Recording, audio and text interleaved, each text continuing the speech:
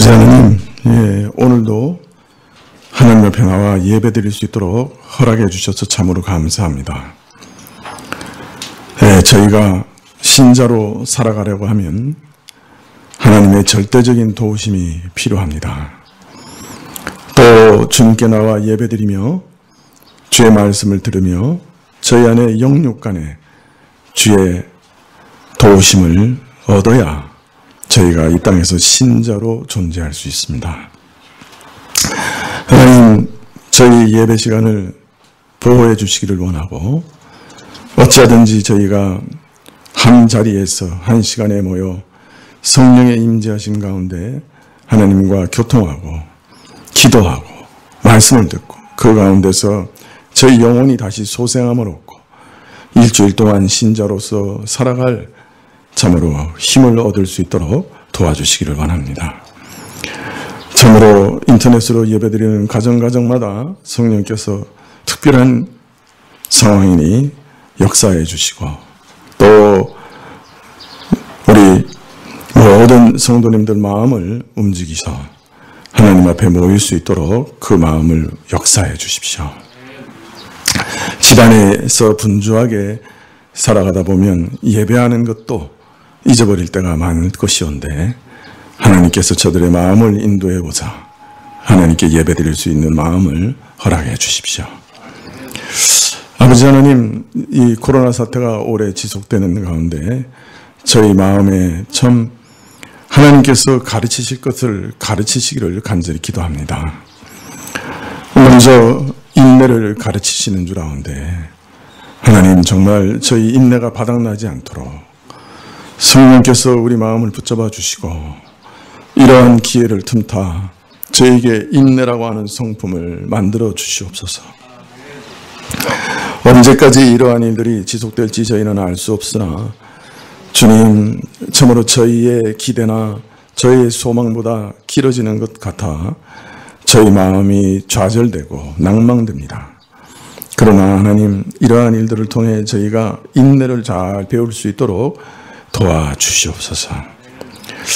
무엇보다 하나님, 참 이러한 때에 저희 생명을 지켜주시고 저희 삶을 실족하지 않게 해주시고 저희 건강을 지켜주시고 저희 산업을 지켜주시도록 참 믿음으로 하나님께 나아갈 수 있게 도와주십시오.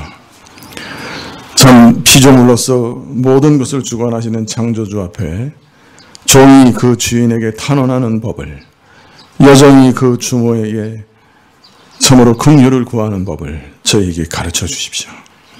참으로 납작 엎드려져서 오직 참으로 우리의 주인 되시고 왕이신 하나님께 우리를 불쌍히 여겨주시도록 구하는 그 겸손함을 이 기회를 통해 저희에게 가르쳐 주시옵소서.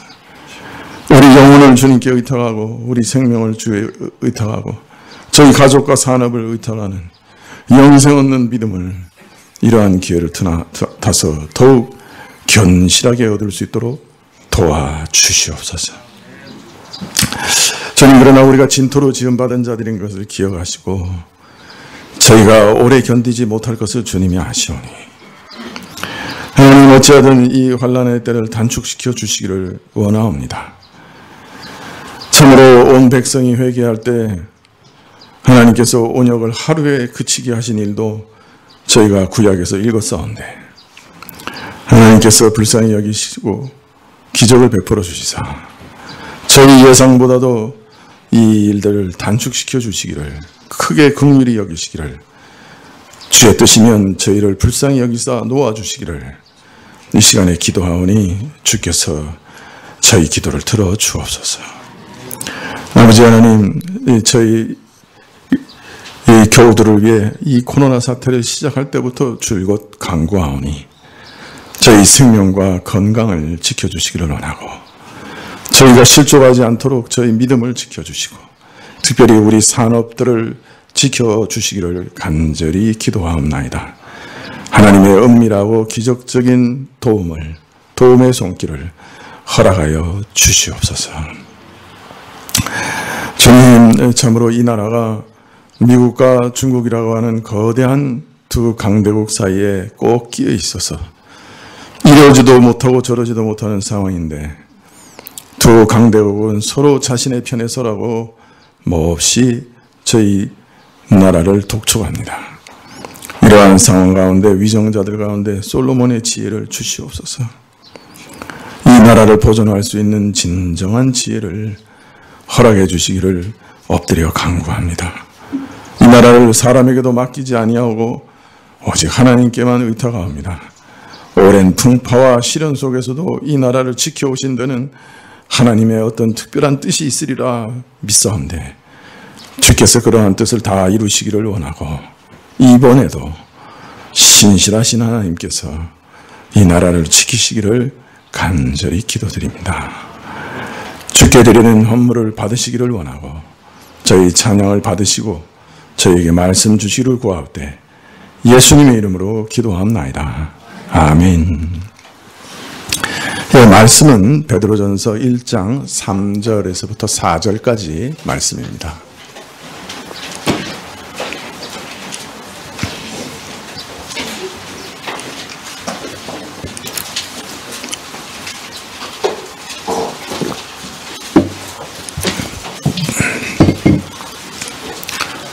베드로전서 1장 3절에서 4절까지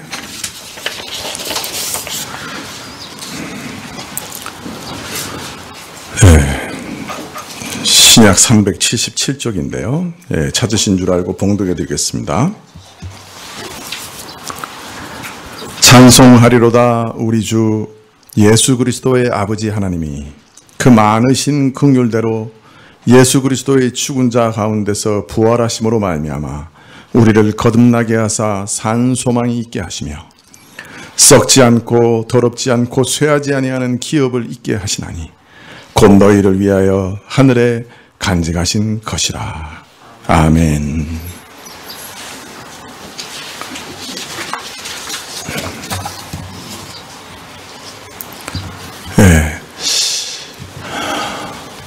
요사이 청년들을 보면 마음이 좀 참 안쓰럽습니다.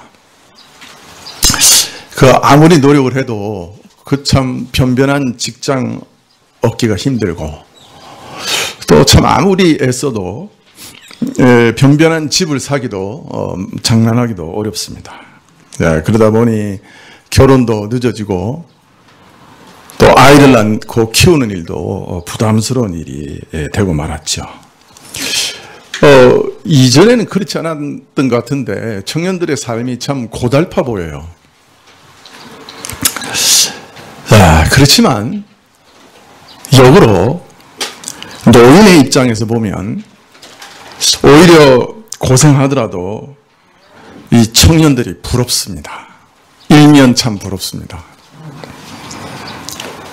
아마 청년들도 마찬가지일 거예요. 아무리 여러 가지 일로 시달리고 고생스럽지만은 나이 많아 삶을 정리해야 하는 노인들과 자신의 인생을 바꾸자고 하면 바꿀 청년들이 있을까요? 어때요? 뭐 그럴 수도 없는 일이지만 만일 수백억을 가진 노인인데 남은 삶이 한 뭐 1, 2년 남았다고 합시다. 네. 그리고 아주 그 참 무일푼이지만 앞날이 창창한 청년이 있다고 합시다. 여러분이 두 인생 중에 하나를 선택하라 그러면 어느 쪽을 선택하겠어요? 네? 어느 쪽을 선택하시겠어요? 그래도 수백억 가진 노인, 1, 2년 남은 노인을 선택하시겠습니까? 지난주인가요? 마카오의 그 카지노 왕이 죽었죠. 모르세요? 그분은 아내가 넷에 그 재산이 몇백 조일 거예요, 아마 우리나라 돈으로. 그래도 그 사람하고 안 바꿀걸요?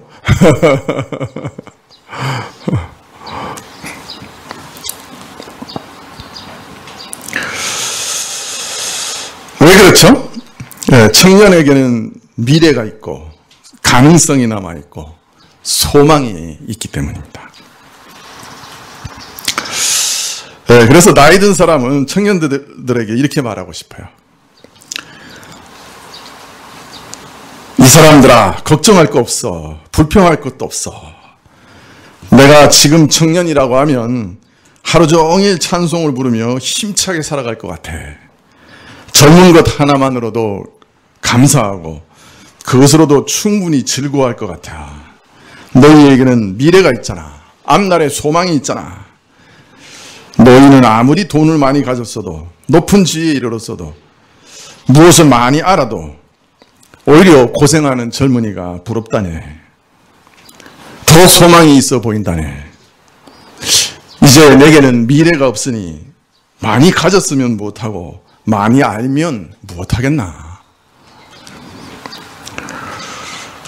아마 노인들, 지혜 있는 노인들이라고 하면 젊은이들에게 이렇게 말씀하겠죠. 이처럼 시간은 우리 대부분의 소망을 파괴해버립니다. 세월이 지나면 모든 소망은 시들어버리고 죽어버리죠. 우리 인생 가운데 가진 소망 중에 시들지 않는 소망이 있을까요? 영원히 가는 소망이 있을까요? 오늘 저는 우리 신자들이 가진 시들지 않는 소망에 대해서 말씀을 드리려고 합니다. 아니, 시간이 지나면 지날수록 더 생생하고 더 영광스러운 소망에 대해서 말씀드리려고 합니다.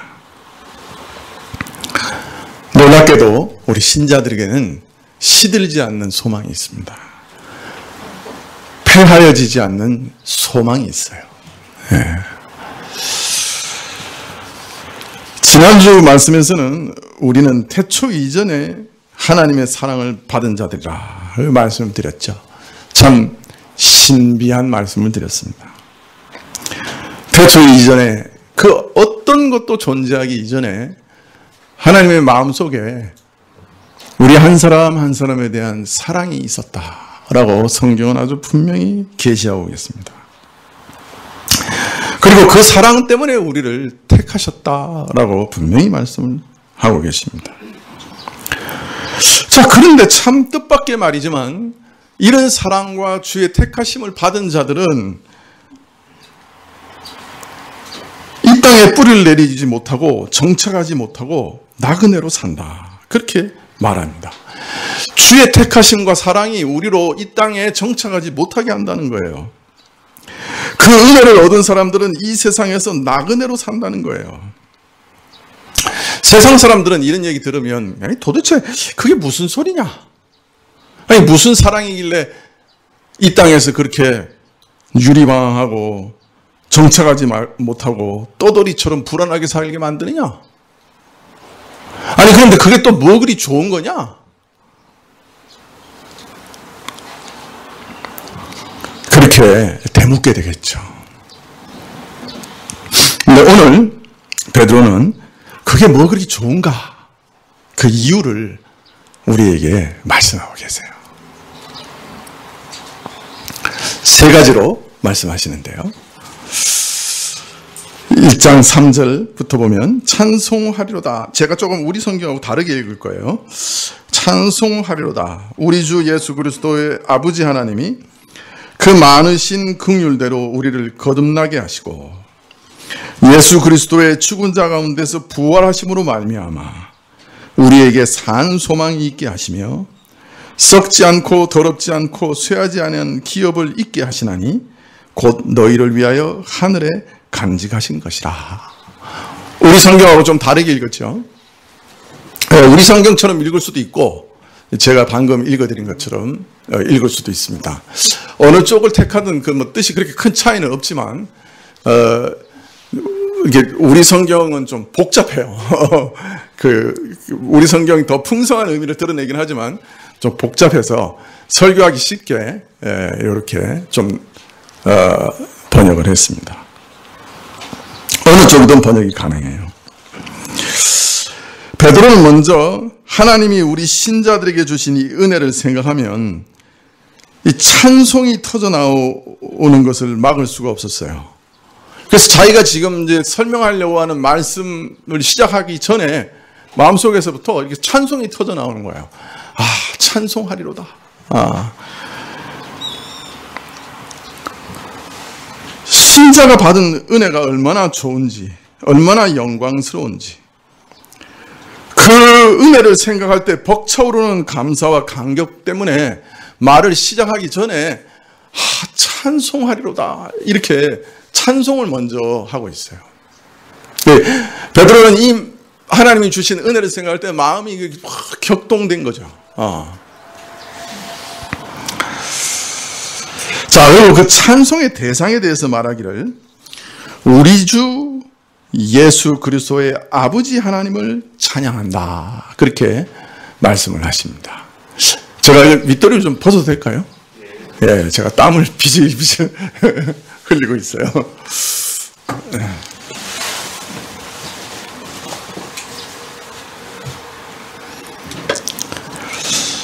예, 찬송의 대상은 우리 주 예수 그리스도의 아버지 하나님이시다. 여기 베드로는 우리가 믿는 하나님이 누구신가라고 질문할 때 최고의 정의를 지금 우리에게 주고 있습니다. 우리가 믿는 하나님 누구시냐 할 때 우리 하나님은 바로 우리 주 예수 그리스도의 아버지시다, 이렇게 정의를 내리고 있는 거예요. 우리 하나님은 구약에서는 누구로 나타나셨죠? 여호와 하나님, 또 뭐라고 말씀하십니까?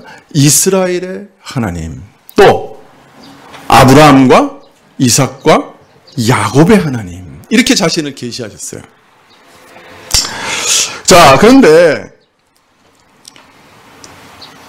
이제 예수님이 이 땅에 오신 후에 가장 온전한 이름으로 자신을 계시하고 계시는데요, 그것은 바로 우리 주 예수 그리스도의 아버지시다, 이렇게 자신을 계시하고 계시는 것이에요. 우리 주 예수 그리스도는 참 하나님 아버지의 참 아들이십니다. 영원한 아들이시죠. 삼위일체 하나님의 제2위이십니다. 영원히 성부 하나님으로부터 나음을 받은 존재입니다. 그래서 예수님은 그리스도이시며 하나님의 독생자, 외아들이십니다. 그리고 하나님은 바로 이 예수님의 참 아버지십니다. 이것이 우리가 믿는 하나님의 최고의, 우리 하나님에 대한 최고의, 그리고 최종적인 정의입니다. 그래서 이제 신약 신자들에게 너희가 믿는 하나님은 누구시냐 이렇게 물으면 하나님은 천지를 창조하신 창조주십니다. 이스라엘의 하나님이십니다. 이런 여러 대답이 나올 수 있지만 최종적인 대답은 우리 하나님은 우리 주 예수 그리스도의 아버지십니다 라고 대답하게 되는 것이죠. 그래서 이제 예수님이 오신 후에는 하나님을 예수 그리스도의 아버지로 알지 못하는 자들이 있다고 하면 저들은 하나님을 참으로 알지는 못하는 자들이라 말할 수밖에 없는 것입니다. 이게 최종적인 계시예요. 우리 하나님은 누구시냐? 가장 놀라운 정의예요.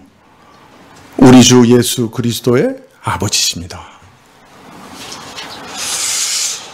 자, 이어서 베드로는 이제 찬송의 이유를 말씀합니다. 첫째, 하나님께서 많은 긍휼대로 우리를 거듭나게 하셨기 때문에 베드로는 찬양하고 있습니다. 하나님의 미리 아심을 따라, 미리 사랑하심을 따라 택하심을 입은 자들에게 성령 하나님은 저들에게 오사 저들을 거룩하게 하셔서 중생하게 하셔서 예수 그리스도를 믿어 복종하게 하십니다. 2절 말씀에서 그렇게 말씀하셨죠. 하나님의 특별한 사랑, 많은 긍휼로 우리는 거듭나게 되었습니다. 이것은 하나님의 절대적인 주권적인 행위예요. 우리의 어떤 행위나 행실이나 우리의 어떤 것 때문에 우리를 중생케 하신 게 아닙니다. 오직 하나님의 특별한 사랑과 긍휼 때문에 우리를 거듭나게 하셨습니다. 성령님의 거룩하심을 따라 우리를 거듭나게 하시고 새롭게 태어나게 하시고 예수를 믿어 순종하게 하시고 그의 핏부림, 즉 그의 대속의 은혜를 얻어, 속죄의 은혜를 얻어 구원을 얻게 하신 것이죠. 그러므로 이 첫 번째 찬송의 이유는 2절 말씀을 다시 설명하신 내용이라 할 것입니다. 하나님께서 영원전에 사랑하신 자들을 성령을 보내사 거듭나게 하시고 새 생명을 얻게 하십니다. 듣는 귀를 주사 복음을 듣게 하시고 또 믿음을 허락하사 듣고 믿게 하십니다.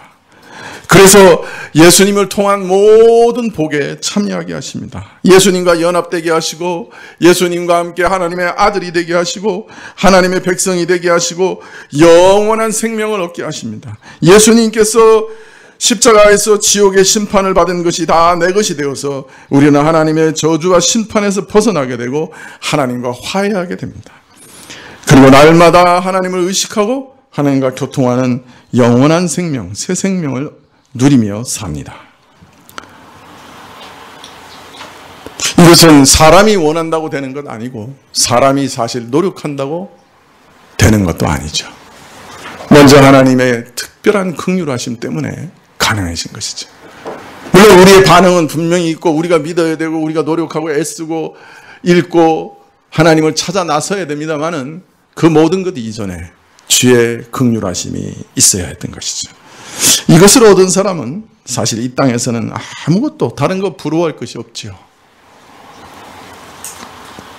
둘째 찬송의 이유는 예수 그리스도의 죽은 자 가운데서 부활하심으로 말미암아 우리에게 산 소망이 있게 하신 것이다. 그렇게 말씀하십니다. 산 소망, 생명이 역사하는 소망, 죽은 소망이 아니고 참으로 살아있는 소망, 우리를 속이지 않는 소망, 거짓되지 않는 소망, 허무하지 않는 소망, 궁극적인 소망이요, 확실한 소망. 그래서 산 소망이죠. 여러분, 우리가 가진 소망들은 대부분 우리를 속일 때가 많습니다. 네, 오늘 청년들에 대해서 얘기했습니다만 청년들 소망을 품습니다. 그래서 열심히 공부합니다. 밤낮으로 공부합니다. 잠을 아껴가면서 공부합니다. 그래서 대학에 들어가려고 합니다.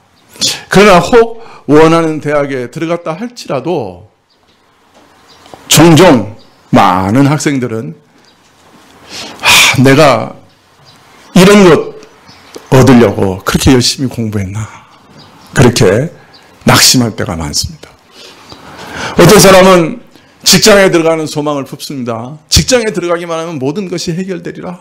그래서 정말 스펙도 쌓고 남들은 놀러 다니고 해외 나갈 때에서 놀러 다닐 때 학교에서 열심히 공부합니다. 그래가지고 직장에 들어갑니다.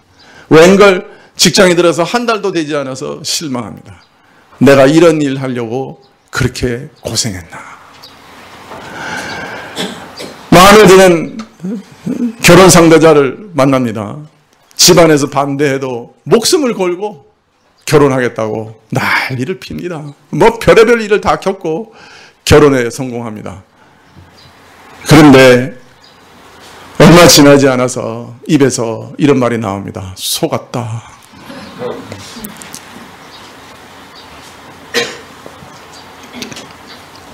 소망으로 우리가 사는데, 사실 소망이 있어야 우리가 살아가는데, 이 세상의 소망들은 사실 우리를 참 자주 속입니다. 근데 우리에게 우리를 속이지 않는 소망이 있어요. 산 소망이 있어요. 실망시키지 않는 소망이 있어요. 근본적인 소망이 있어요. 영원한 소망이 있어요. 그래서 베드로는 그것을 한마디로 말하기를 산 소망이다, 그렇게 우리에게 말하고 있는 것이죠. 자, 그런데 이 산 소망은 예수 그리스도께서 죽은 자 가운데서 부활하심으로 우리에게 주어진 것이다, 이렇게 얘기합니다. 베드로는 자신의 소망이 절망으로 끝나는 비참한 일을 경험한 사람이었습니다. 예수 그리스도께서 십자가에서 죽으셨을 때 베드로의 모든 소망은 끝이 났습니다. 그는 자신이 예수님을 저주하며 부인했다, 그것도 3번이나 부인했다고 하는 쓰라린 슬픔만 간직한 채 깊은 좌절과 낭망으로 떨어졌습니다. 그러나 부활의 날 새벽에 반전이 일어납니다. 빈 무덤과 천사들의 전한 말을 전하는 여인들의 말 속에서 반전이 시작됩니다. 부활하신 예수님은 자신을 저주하며 배신했던 그 베드로를 친히 찾아오십니다. 그리고 저를 만나시고 저에게 사명을 다시 회복시켜 주십니다. 소망을 다시 회복시켜 주십니다. 베드로를 다시 살려주십니다. 살 소망이 있게 해주십니다. 그래서 지금 베드로는 오늘도 산 소망에 대해 하나님을 찬양하면서 이 편지를 쓰고 있는 거예요. 예수님의 부활은 베드로를 이렇게 변화시킨 것으로 그친 게 아니었어요. 훨씬 더 많은 일을 가져왔어요. 부활은 예수님께서 우리 인류를 구원하시는 참 구원자 메시아시고 하나님이 아들이시라고 하는 것을 확증하였고, 이제 부활하사 하나님 우편에 앉으셔서 만유의 왕으로 만물을 완전히 회복하시고 새롭게 하실 때까지 이 땅을 다스리고 계시게 하셨어요. 그것이 부활의 결과였어요.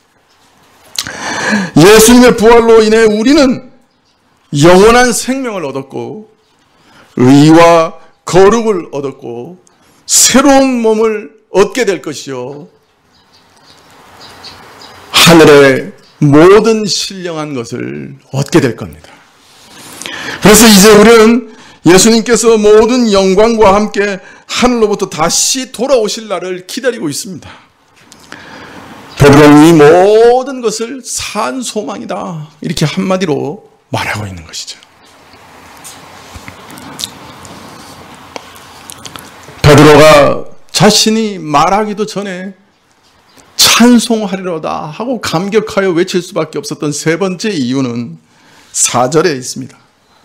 4절에 말씀하시기를 썩지 않고 더럽지 않고 쇠하지 아니하는 기업을 있게 하시나니 곧 너희를 위하여 하늘에 간직하는 것이라. 왜 베드로가 찬양하였는가? 깊은 감격 가운데 찬양할 수밖에 없었는가? 그것은 하나님께서 우리에게 기업을 주시기 때문이다. 이 기업은 산 소망의 일부요, 산 소망의 구체적인 내용이라 할 수 있습니다. 예수님의 부활로 말미암아 신자들은 산 소망을 얻게 되었는데, 그것은 다름 아니라 썩지 않고 더럽지 않고 쇠하지 아니하는 기업에 대한 소망이다, 이렇게 얘기합니다. 우리 교우들 중에도 기업을 경영하시는 분들이 있으시죠? 이 땅에서 기업을 잘 경영하셔서 많은 사람들을 먹여 살리시는 일은 참 귀하고 좋은 일입니다. 그런데 그런 기업이 3대 가는 기업이 많지는 않습니다. 물론 일본 같은 경우는 1000년을 가는 기업도 있긴 있더만요.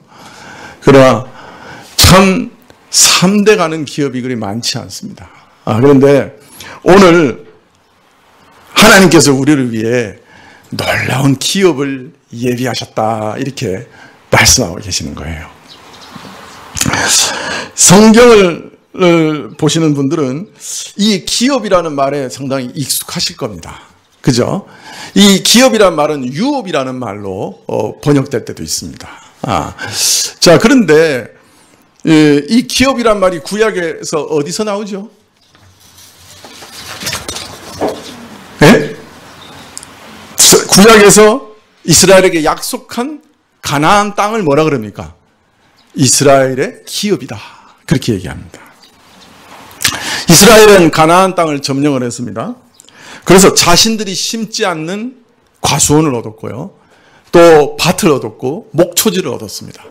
자신들이 짓지 않은 집을 얻었고요. 자신들이 파지 않은 우물물을 얻었습니다. 그리고 이것을 기업이라 그렇게 얘기했죠. 이스라엘이 얻은 기업이라. 자, 그런데 이 이스라엘이 얻은 기업은 사실은 하늘에서도 이처럼 하나님의 나라에 하나님께서 예비하신 기업들이, 신자들을 위한 기업들이 있다 하는 것을 그림처럼 보여주는 예표요 모형이었습니다.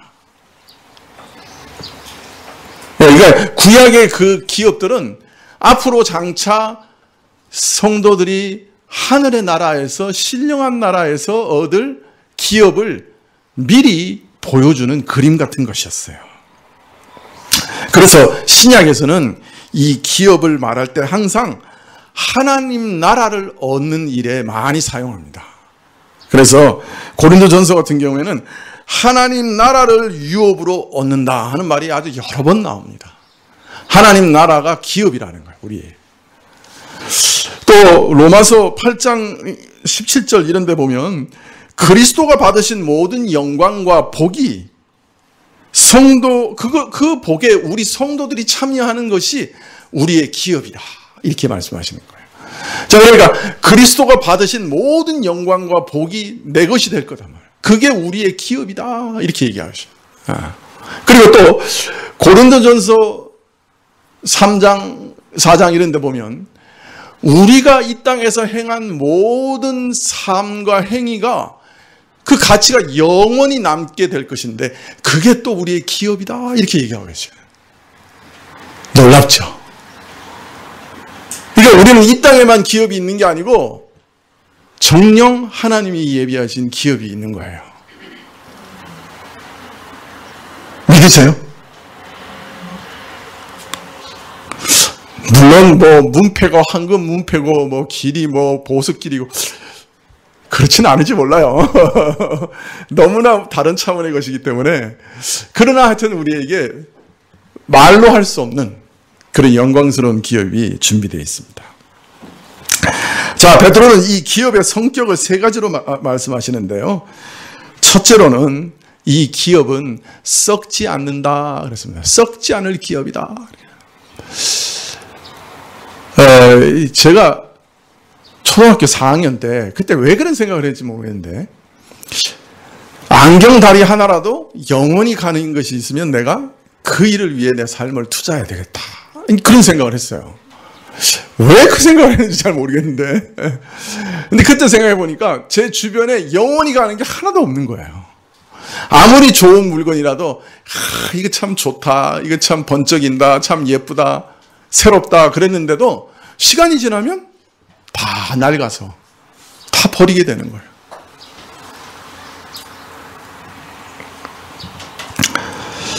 이 세상에 있는 모든 것은 다 썩어져 없어집니다. 땅에 속한 물질은 물론이고 인정과 풍습도 변하지 않는 경우가 없습니다. 삶의 도리도 다 변하고 변질됩니다. 모든 사람들이 좋아해서 죽을둥살둥 얻으려고 애쓰는 재물과 권세와 명예라고 하는 것도 다 변하고 변질됩니다. 부패되고 사라집니다. 우리에게 언제까지 변함없는 의미와 가치를 부여해 주지는 못합니다. 아닌 말로 세상 무엇과도 바꿀 수 없는 소중한 우리 목숨도 100년 안에 우리가 다 손에 놓고 떠나야 됩니다. 언제까지나 우리에게 주어지지는 않습니다. 그러나 그리스도 안에서 새 사람이 되어서 얻는 그 기쁨, 우리가 소망 중에 바라보는 그 기업은 썩지 않는 것입니다. 언제보다도 그대로요.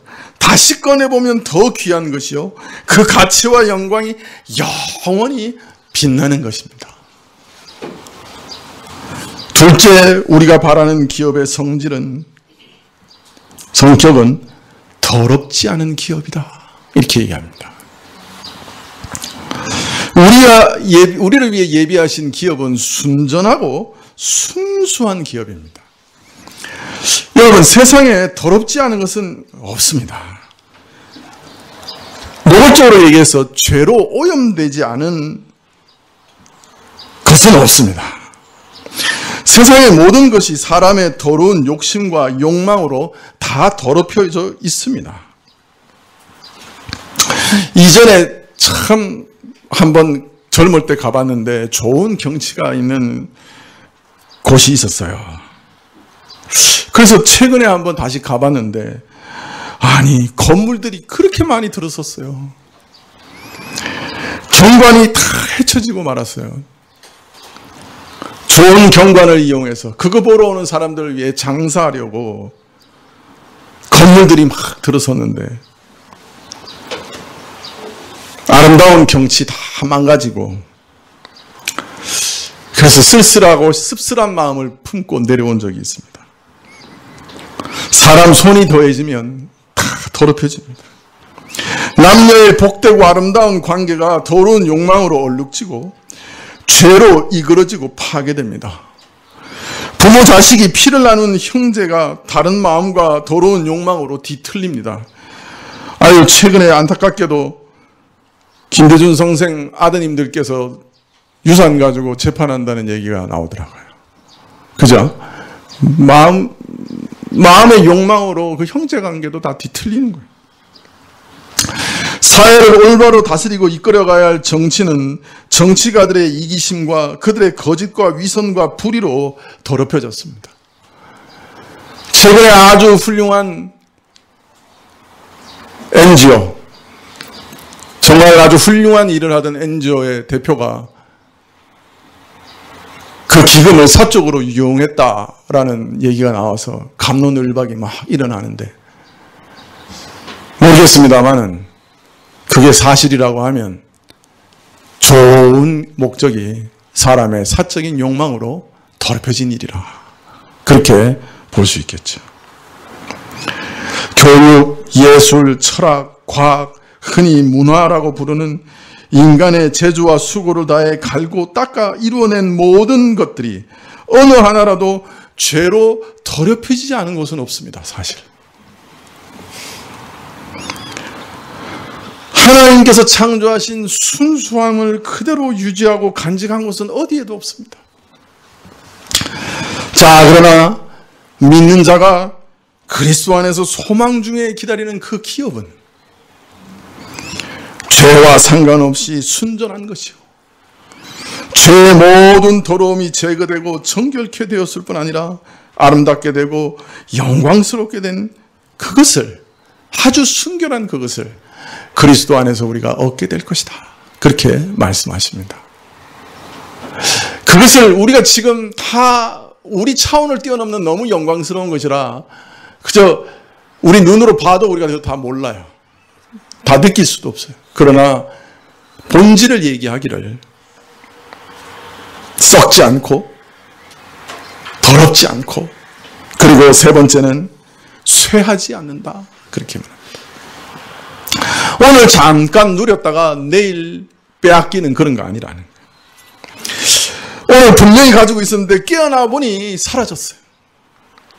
마치 꿈에서 맛본 듯 아물아물한 것, 그런 것도 아니라. 코로나 사태 일어나서 주식이 하루아침에 곤두박질을 쳤습니다. 전 세계 주식이. 한날에 전 재산이 반토막 난 사람도 있어요.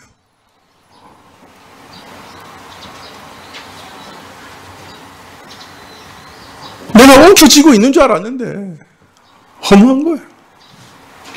사실 우리 재산이라는 거 다 숫자 노름일 뿐이에요.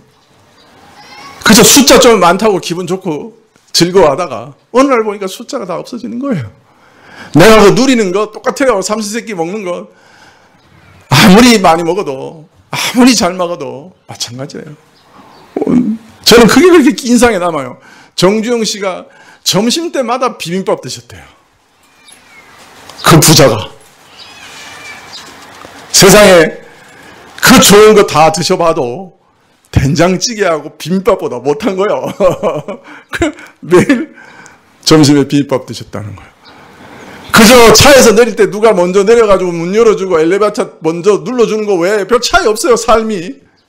잠자고 먹고 옷 입고 그냥 숫자인 거예요. 우리 삶이 다 그래요. 뭔가 움켜쥐고 있는 줄 알았는데 눈 뜨고 보니까 없는 거예요.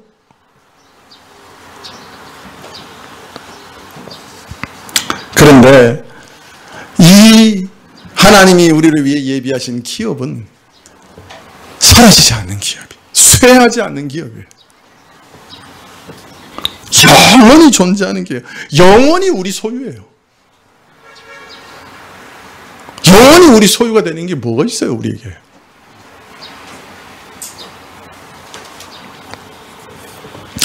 자, 우리가 얻을 기업이 썩지 않고 더럽지 않고 쇠하지 않는 기업이라고 했는데 어떻게 그럴 수 있는가? 그 이유를 우리에게 말씀하시기를 하늘에 간직한 것이기 때문이다. 그렇게 얘기하십니다. 우리를 위해 하늘에 간직한 것이다. 이 기업은 하늘에 간직되어 있어서 그 누구도 손대지 못한다. 이 세상의 부패가 전혀 영향을 끼치지 못한다. 그 누구도 빼앗지 못한다. 가장 안전한 장소인 하늘에 우리를 위하여 예비되어 있다. 지금도 있고, 예비되어 있다는 말은 지금도 있고 우리가 가서 그것 얻을 거다, 그 말이에요.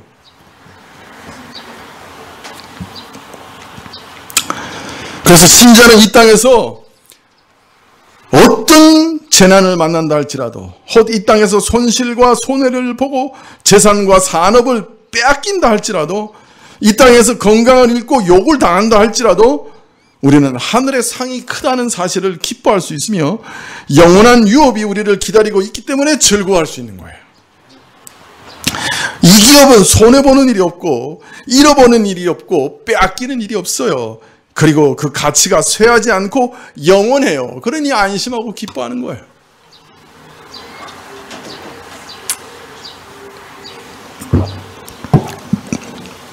여기까지 읽으면 예수님께서 하신 한 말씀이 생각이 나요. 누가복음 12장 31절 이하인데요. 오직 너희는 그의 나라를 구하라. 그리하면 이런 것을 너희에게 더하시리라. 적은 무리요 무서워 말라. 너희 아버지께서 그 나라를 너희에게 주시기를 기뻐하시느니라. 너희 소유를 팔아 구제하여 낡아지지 아니하는 주머니를 만들라. 곧 하늘에 둔 바 담이 없는 보물이니 거기는 도적도 가까이 하는 일이 없고 좀도 먹는 일이 없느니라. 이 땅에 쌓아놓은 것은 그 가치가 훼손되고 변질되고 강탈되고 도둑질 맞는 것이 불가피하다.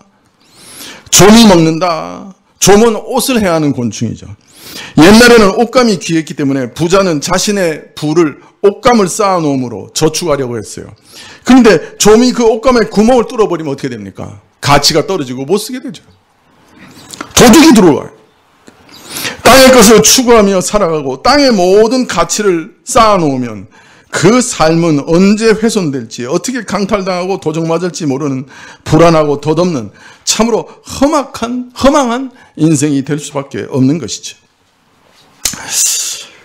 너희는 그렇게 살지 말고 너희는 오직 그의 나라를 구하라. 너희 소유를 팔아 구제하여 낡아지지 아니하는 주머니를 만들라.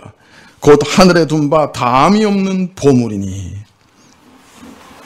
우리 인생의 진정한 목적이 뭐냐? 그의 나라와 그 의를 구하는 것이다. 그런 만큼 이를 위해 내 모든 소유를 사용하라.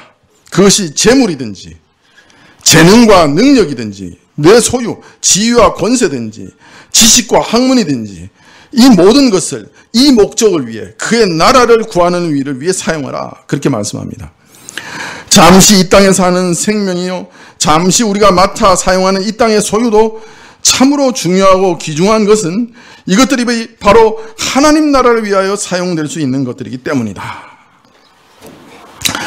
내 권세, 내 지위, 내 능력, 내 물질, 내 지식, 학문 다 내 소유들 전부가 하나님을 사랑하고 이웃을 사랑하는 일, 그 나라와 그 의를 위해 사용된다고 하면 이것은 언제까지든 낡아지지 않는 주머니를 마련하는 일이다. 그렇게 말씀합니다. 결코 다 쓸 수 없는 풍성한 보물을 자기를 위해 하늘에 쌓아두는 일이다. 그렇게 말씀하세요.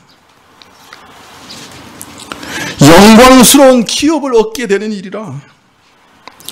참으로 부유한 자가 되는 법이라.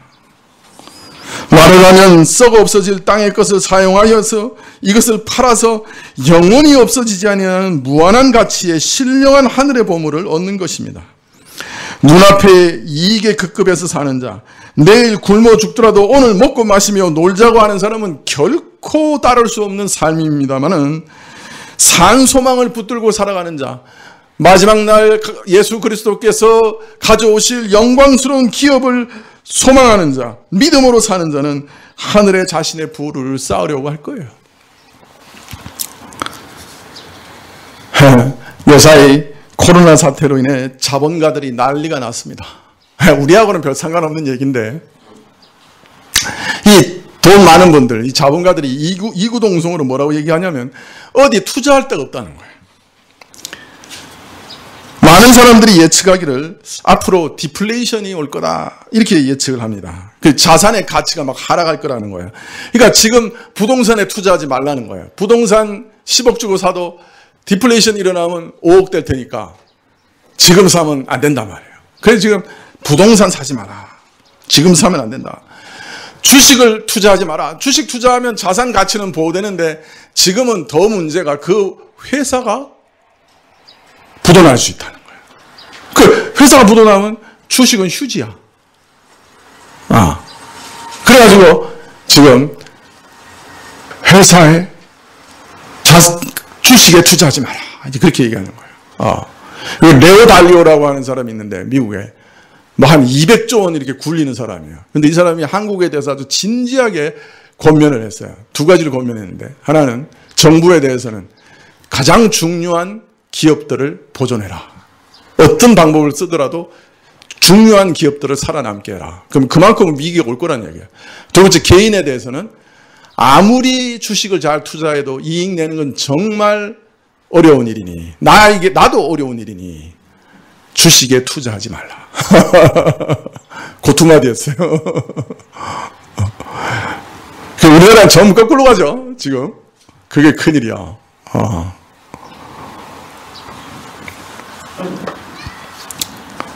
자, 부동산도 주식도 투자할 수가 없어.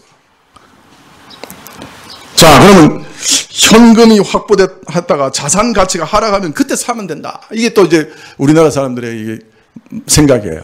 그래서 지금 막 망하지 않을 회사들 막 주식 사는 거예요. 그래가지고 뭐 동학개미 막 이런 얘기 나오잖아요. 근데 또 다른 일면에 많은 사람들은 어떻게 생각하냐면, 이 디플레이션이 문제가 아니라 하이퍼 인플레이션이 생각지 못하는 순간에 닥쳐올 수 있다. 네.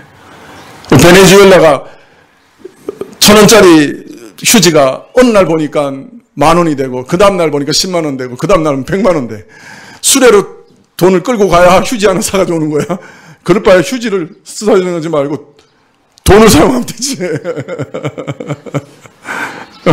그게 그 하이퍼 인플레이션이라는. 베네수엘라가 지금 그런 상황이에요. 근데 디플레이션을 고민하다가, 자산 가치를 하락을 고민하다가 하이퍼 인플레이션이 올 수 있다. 그러면 이 돈이 휴지 될 거다. 그럼 어떻게 해야 되냐? 그 금을 사야 된다. 이게 금이라고 하는 거는 또, 이거 시간 자꾸 가는데 큰일 났네. 이거 시간 벌써 이리 됐어요. 그만할까요? 네, 이 금이라고 하는 거는, 그 워렌 버핏이 뭐라고 그랬냐면은, 알을 낳지 못하는 닭과 같다. 이자도 없고 아무것도 없는 거예요. 금이 올라야 이득을 보는데, 지금은 금이 너무 올랐어. 사상 초유로. 그리고 이게 만약 위기가 딱 끝났다 그러면 바로 그냥 가격이 반토막 되는 거예요. 자, 그러니까 금을 살 수도 없어. 그러니까 돈 가진 사람은 전부 어디 투자할 데가 없다. 이러고 이제 지금 전전긍긍하는 거예요. 자산을 보존할 수 있는 방법이 없는 거예요. 아무리 노력을 해도, 생각을 해봐도. 디플레가 올지, 인플레가 올지, 그것도 모르는 거예요. 뭐 둘 중에 하나 올 거나 같은데. 여러분, 여기 디플레와 인플레에 가장 확실한 회피 수단이 있는 것 아십니까? 여러분 안 믿으실지 모르겠는데 여기 이렇게 얘기하십니다. 너희 소유를 팔아 구제하여 낡아지지 아니하는 주머니를 만들라. 곧 하늘에 둔 바 다함이 없는 보물이다. 사실 제가 대학교 1학년 때 딱 두 가지 말씀을 제 인생에 뭐랄까요, 마음에 새긴 말씀을 가지고 있었어요. 그 두 가지가 하나가 뭐냐면 지난 시간에 말씀드린 거예요. 하나님께서 미리 아셨다. 미리 사랑하셨다. 내 삶의 모든 삶과 정황에 나는 그걸 늘 대입했어요. 아무리 어려운 일이 와도 이거는 미리 아신 일이다. 나를 사랑하셨기 때문에 허락하신 일이다. 그러면 그 어려움 속에서 꿋꿋하게 서 있을 수 있었어요. 두 번째는 뭐냐면 내 보물을 하늘에 쌓아라. 내 보물을 하늘에 쌓아라. 내 행위, 내 삶, 내 물질 할 때마다 내 마음속에 내 보물을 하늘에 쌓아라. 그 말씀 가지고 살았어요. 그래서 죄송합니다만 제 말씀 드려서 제가 첫 월급 딱 탈 때 봉투로 딱 나눴어요. 3대 3대 4. 3은 하나님과 이웃을 그리고 부모님을 위해서 쓰는 것. 3은 저축, 4는 생활비. 그거 30몇 년째 지금 그대로 하고 있어요, 사실. 3대 3대 4. 어려워요. 정말 어려워요. 근데 딱 그렇게 하면 바로 빼는 거예요. 딱 나눠요. 바로 수입이 들어오는 순간에 나누는 거예요. 3대 3대 4. 물론 처음 3에 하나님과 부모와 이웃과 자녀 양육비까지 들어가요. 근데 저는 자녀가 없으니까 이제 그건 안 들어갔죠.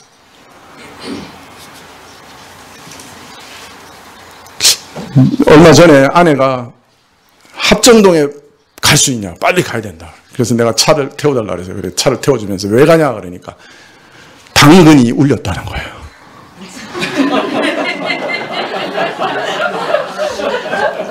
아시죠? 당근이라는 웹에서 고데기 하나가 나오는데 8,000원에 나왔다는 거예요. 그래서 사야 된다. 근데 내가 합정동까지 막 열심히 운전했어요. 그래서 내려가지고 이제 간 거야. 그러면서 하는 말이 자기가 첫째 조카 결혼시킬 때 그 고데기가 필요했는데 없어가지고 못했다는 거야. 그래서 이제 합정동에 내려주고 내가 차를 이렇게 기다리면서 속이 좀 짠하더라고. 내가 하도 짜게 생활비를 주니까 3, 4만 원짜리 하는 고데기가 부담스러웠던 거예요. 그 이제 둘째 조카가 7월 달에 결혼하는데 야 이제는 이제 조카할 때 그 고데기 사용할 수 있게 됐다고 들고 막 이러면서 오더라고.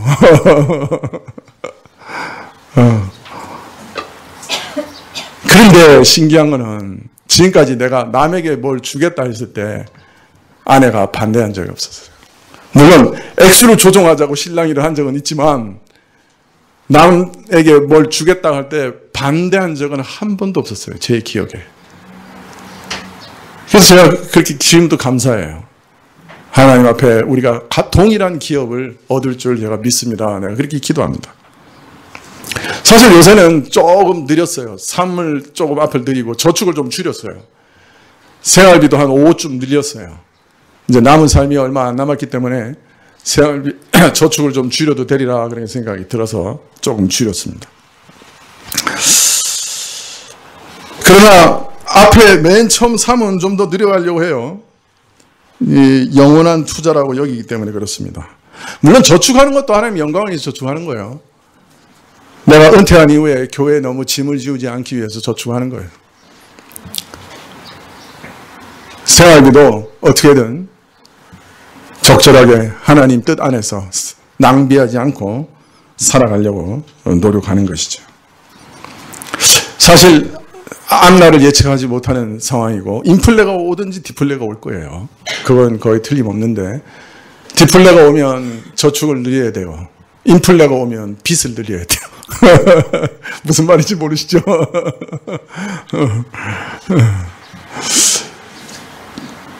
어떤 방식으로 대처할지 이게 모든 징조들이 좀 있긴 있어요. 하이퍼 인플레이션이 되려고 하면 모든 기업들이 빚을 갚지 못해서 그러니까 무너질 지경이 되면 정부에서 일부러 하이퍼 인플레이션을 해요.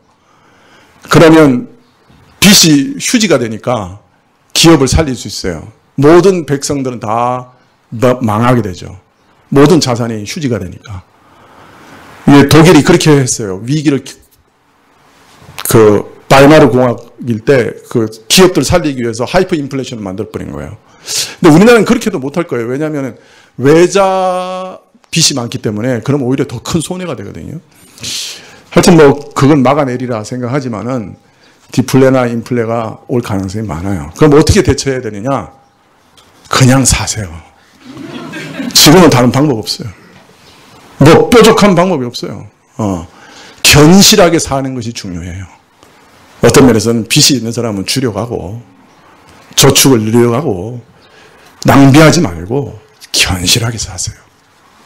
어느 쪽이 되면 손해가 되고 어느 쪽이 되면 이득이 되고, 그래서 빚 많은 사람이 이득이 될 때도 있고 저축 많은 사람이 이득이 될 수도 있고 그런 상황이지만, 그러나 그거 가지고 머리 쓴다고 되는 일 아니고 기회를 살 수 있는 힘도 우리에게 없어요.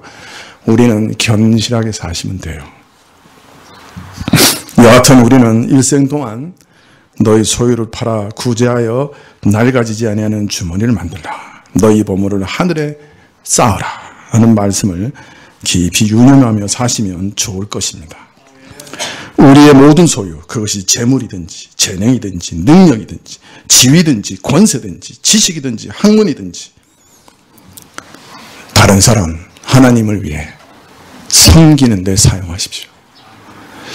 여러분, 부녀들은 설거지하고 음식하고 빨래하고 막 이런 것들을 지치고 힘들 거예요. 그러나 하나님이 내게 맡기신 아이들을 위해서 내가 섬기는 일이라 생각하시면 그게 바로 하나님 섬기는 일이 되고 이웃을 사랑하는 일이 되고 하나님 나라의 일이 돼요. 내가 하는 일이 무엇이든지 간에 하나님을 섬기는 목적으로 하게 되면 그게 하나님의 일이 됩니다. 청소하는 사람은 하나님의 마당을 청소하는 것처럼 청소하고, 기업을 하는 사람은 하나님의 기업을 내가 운영하는 것처럼 하고, 그렇게 하는 거예요. 그럼 이게 다 하나님께 영광이 되고 하늘나라에 보물을 쌓는 일이 되고 영원한 기업을 얻는 일이 될 겁니다. 여러분, 중생의 비밀이 놀라운 것은, 중생한 사람은 이 땅에 썩어질 것을 영원한 하늘의 것으로 바꿀 수 있는 기회를 얻은 사람이에요. 그게 중생의 최고의 기회예요. 중생한 사람은 땅에 썩을 것을 영원한 것으로 바꿀 수 있는 능력과 기회를 얻은 사람들이에요. 여러분, 이 기회를 놓치지 않으시기를 소망합니다. 기도하시겠습니다.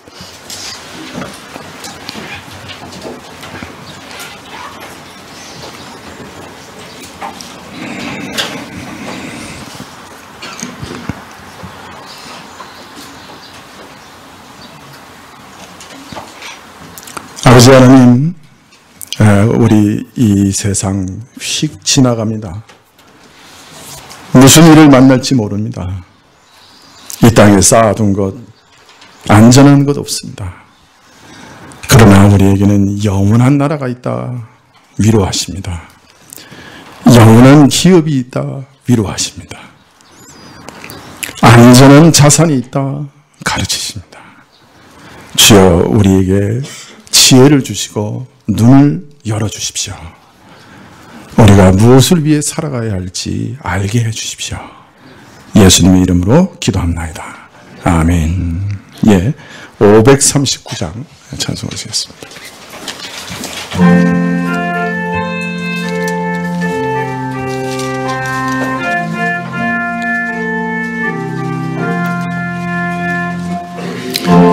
몸의 소망 무엔가 우리 주 예수뿐일세. 우리 주 예수 밖에는 믿으리 아주 없도다. 굳건한 반석이시니 내가 서리라. 그 위에 내가 서리라. 무섭게 바람 부는 밤 물결이 높이 설렐 때 우리 주 크신 은혜에 소망의 닷을 주리라. 굳건한 반석이시니 그 위에 내가 서리라. 그 위에 내가 서리라. 세상에 믿던 모든 것 끊어질 그날 되어도 주의 언약 믿사와 내 소망 더욱 그리라. 굳건한 반석이시니 그 위에 내가 서리라. 그 위에 내가 서리라. 바라던 천국 올라가 하나님 전에 배울 때 구주의 의를 힘입어 어여치 앞에 서리라. 굳건한 반석이시니 그 위에 내가 서리라. 그 위에 내가 서리라. 네, 기도하시겠습니다. 지금은 우리 주 예수 그리스도의 은혜와 하나님 아버지의 그 크신 사랑과 이 은혜와 사랑을 깨닫게 하시고 누리게 하시는 성령님의 교통하시고 역사하심에 산 소망을 가지고 참 기업을 기대하며 머리 숙인 주의 백성들 위해 지금부터 영원까지 함께 계실지어다. 아멘.